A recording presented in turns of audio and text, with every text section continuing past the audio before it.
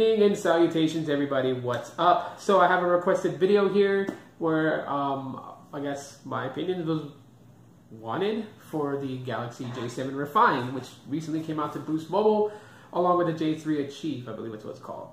Now the J7 Refine is a continuation of a series that was released on Boost Mobile, but you can also find it on companies like, I believe Metro PCS and Cricket have them. But yeah, you can find it on there. I think Cricket had it. It might not be. But anyways, yeah, so I busted out my J7. Trust the old J7.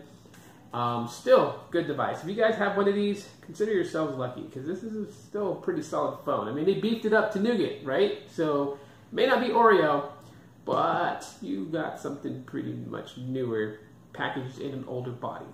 It's giving you a second wind. Now, with this J7 came the J7 Perks, which everyone considered to be kind of a flop. It had a lot of bug issues to it. A lot of people were very upset with that. So now we have the J7 Refine. And this device goes for $229.99.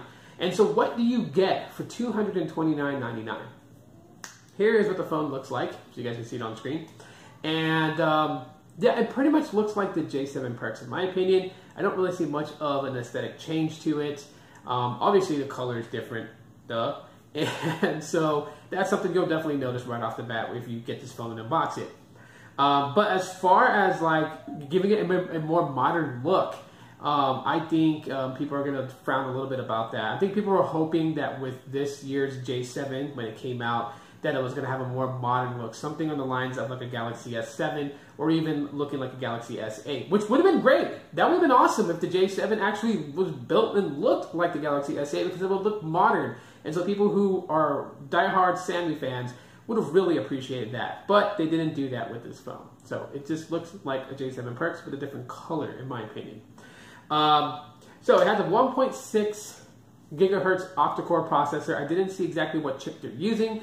So yeah, I'll comment that in the comment section when I look at it. I didn't feel like digging all that deep into it.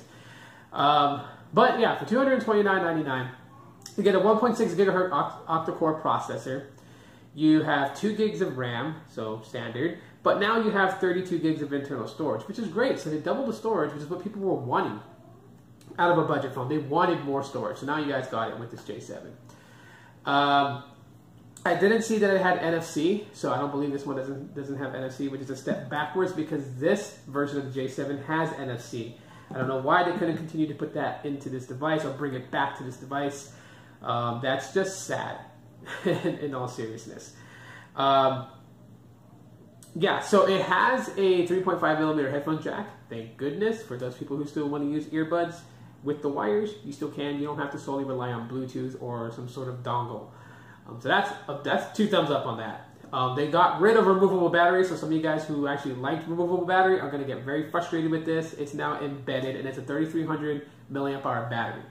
And again, no NFC, so no wireless charging, but it is a 3300 milliamp hour battery. So yeah, you're getting a decent sized battery for what it is. And it's pushing a 5.5 inch TFT display. So not Super AMOLED, so that might go easy on the battery pack or the battery source, and so you may get some good battery life out of it. But no NFC whatsoever and no wireless charging, so you guys might frown upon that. Another thing that did not come to the J7 that I didn't see as a listed feature was that it doesn't have a fingerprint reader. Now I could be wrong, so someone unboxed it and they're like, "Hey, it has a fingerprint reader," but then I'm going to clap my hands really loud because that's cool, I personally don't care if a phone has a fingerprint reader or not, but I know a lot of you guys do. And a lot of you guys want that feature because it's starting to become normalcies to have a biometric reader on a phone. So if this doesn't have that, and it doesn't have that 18:9 aspect ratio, and they didn't go for a more modern look like their S8 or their S9, then Sammy, what are you guys doing for your fan base who's looking for reasonably priced phones? I mean, this phone's priced at $229.99, right?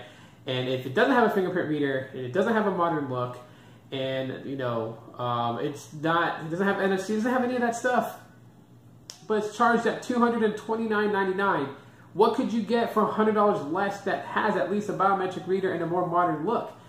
The Moto G6 Play. So, with this device, how do I feel about it? I feel that it's another regurgitation. I love the fact that they double the storage, which is something that we've been wanting. So I will give Sammy kudos for that. And one thing I failed to mention right now is the cameras. For those who are probably thinking, what about the cameras? Yes, there are dual 13 megapixel cameras, but it's not dual on the back. It's a 13 megapixel shooter in the front and back. So if you like to take photos, and I know Samsung likes to put good camera sensors in their devices, so you should get some really good video and photos out of those cameras. So, but I mean, having dual 13 megapixel cameras, having double the storage on the device, is that enough to say that $229.99 price tag is worth it in this situation? Considering the fact that most other phones you can find on Boost Mobile, like the Moto E4 Plus, is $79.99, which is a phenomenally good phone, has a huge battery in it, and it's a go in my book. Or even the Moto G6 Play, which goes for $129.99. You have those devices that you can pretty much turn to that's less than the J7 Refine, but gives you a little bit more. And performance-wise does pretty good. Motorola has just been kind of killing it this year. So I give Motorola kudos. Even though, you know, they have a lot to catch up on, they're still making a good valiant effort. So I give them a big thumbs up on that.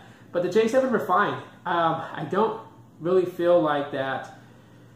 I mean, Samsung didn't obviously hear that people wanted double the storage. And I think that's really what they focused on with this device. And the cameras, obviously giving you, you know, same megapixels in the front and back. So you're going to get the same style shots. I don't know if they're going to have like the exact same settings for it or whatever.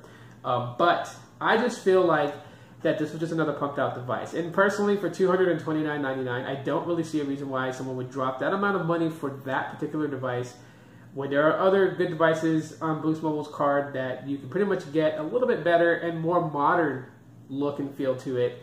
And that's what most people are looking for. Now, if you're just in it solely just for the, the software experience, let me tell you guys, then maybe $229 is still not something I would pay for the phone, but I wouldn't cross out the phone and say it's not worth getting. If you're hung up on all the aesthetics like I've been talking about in this video, which is what I noticed that a lot of people are kind of driven towards, not a lot of people really do care for the performance until like they're really invested in the phone, and then when the performance is crap is when they want to get upset about it. I know more people judge a book by its cover in the world of mobile tech, and so what comes to them, in the forefront is really what's going to make their decision based on the phone. And so that's why I'm mentioning more about the aesthetics of the phone rather than the experience. And obviously, I don't have the phone in front of me, so I can't tell you guys experience-wise what kind of experience you're going to have with it.